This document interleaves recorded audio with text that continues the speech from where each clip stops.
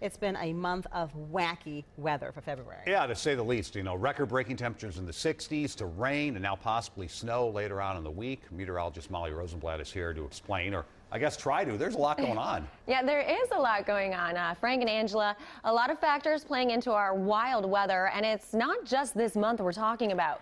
Weather extremes are becoming a global trend, as well as here in Minnesota. If you think the weather's been bizarre, well, you're right. Yeah, it's definitely out of the ordinary. National Weather Service meteorologist Eric Ahasic and I looked over some of the data relating to our February heat wave.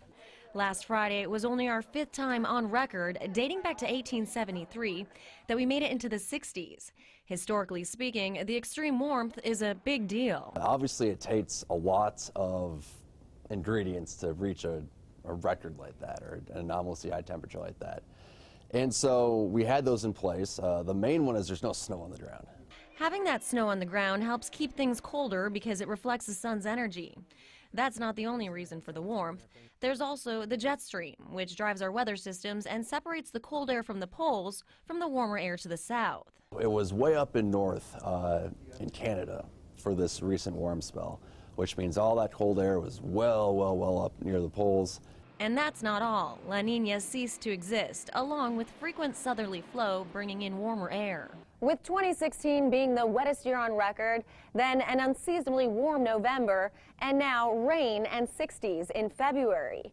Is this all part of an overall trend? If you just look at upper Midwest winters over the last decade or two, they certainly have been getting warmer. With our warming planet and climate change, unfortunately for Minnesota's snow lovers, the long-term forecast might not look like the Minnesota we're all used to. Now, getting back to La Nina which is when we have lower than normal sea surface temperatures in the equatorial Pacific. This gives us average or above average snowfall totals.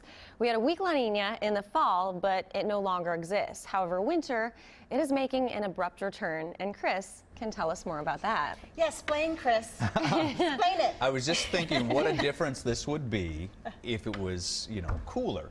We'd be talking about a foot of snow here, and more than that in other places. But because it's warm, once again, we are losing a lot of our snow to rain. This happened in December, it happened in January, and of course it's happening now.